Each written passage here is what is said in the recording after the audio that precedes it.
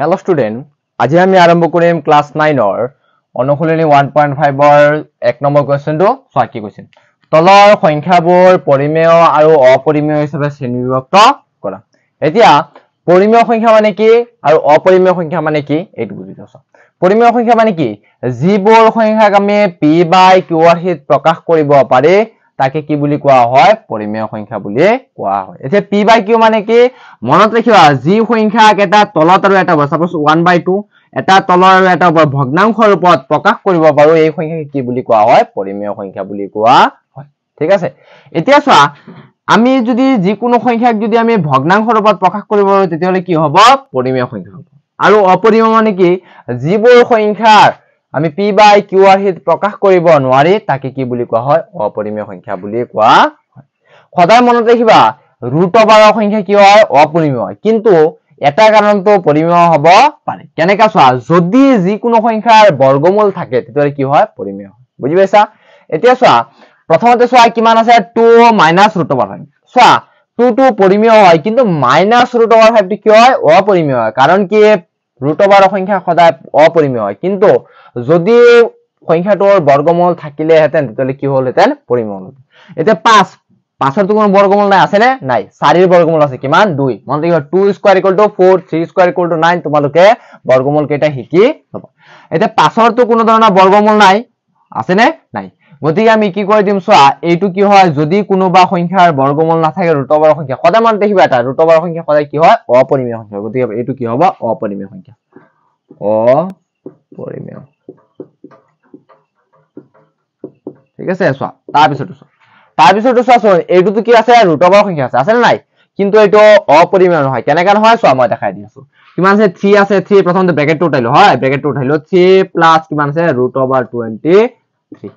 হৈছে আকৌ কি আছে চোৱাচোন মাইনাস ৰুট অভাৰ 23 হৈছে এতিয়া চোৱা এটা আছে প্লাসৰ 23 এটা আছে মাইনাসৰ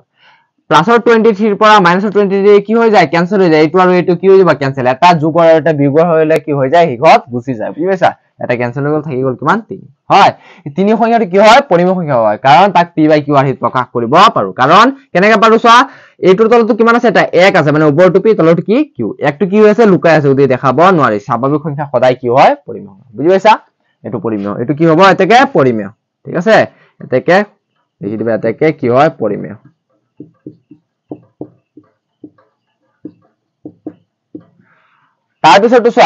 তাৰপিছতো কি আছে চোৱা ৰুট অভাৰ সংখ্যা আছে তথাপি কি হ'ব পৰিমেয় হ'ব কাৰণ কি চোৱা এইটো ৰুট অভাৰ 7 আৰু এইটো ৰুট অভাৰ 7 কি হৈ যায় ক্যান্সেল হৈ যায় মানে ৰুট অভাৰ 7 সেম সংখ্যা কেইবাৰ যায় একবাৰ যায় বুজি পাইছা মানে এইটো কেইবাৰ গৈছে একবাৰ গৈছে ঠিক আছে যদি কিমান হল একবাৰ গলে 2 গুণ কিমান হ'ব 2 থাকিব তো তলত 2 গুণ ওপৰত কিমান থাকিব 2 আৰু তলত কিমান থাকিব 7 আছে 7 থাকিব বুজি পাইছা এইকেইটা ক্যান্সেল 2/7 এটো কি হল ওপৰটো p তলটো কি q p বাই q ৰ হিত প্ৰকাশ হৈছে না হৈছে যদি p বাই q ৰ হিত প্ৰকাশ হয় তেতিয়ালে কি হয় এটো এটা পৰিমেয় সংখ্যা হয় বুজি পাইছা তাৰপিছতো চোৱা এটো লিখি দিবা কি পৰিমেয় এটাকে লিখি দিবা পৰিমেয় ঠিক আছে তাৰপিছতো চোৱা 1/√2 ঠিক আছে ওপৰটো পৰিমেয় হয় কিন্তু তলটো কি হয় অপৰিমেয় সংখ্যা মই কৈছো যে ৰুট অভাৰৰ সংখ্যা অপৰিমেয় হয় কাৰণ যদি বৰ্গমূল নাথাকে ৰুট অভাৰটোৰ বৰ্গমূল আছে নে 2 ৰ কেতিয়াও বৰ্গমূল নাই বুজি পাইছা মন থাকিবা 2 ৰ কোনো বৰ্গমূল নাই গতিকে এইটো কি হ'ব অপৰিমেয় হ'ব অপৰিমেয় ঠিক আছে অপৰিমেয় তাৰপিছতো চোৱা 2 পাই হৈছে চোৱা দুই সংখ্যাটো পৰিমেয় হয় কিন্তু তাৰ লগত কি আছে পাই সদায় মনত ৰাখিবা পাই অপৰিমেয় মন থাকিব পাই সংখ্যাটো কি হয় অপৰিমেয় এই যে যেটো পাই আছে পাই কি হয় অপৰিমেয় গতিকে এটো কি লিখিবা অপৰিমেয়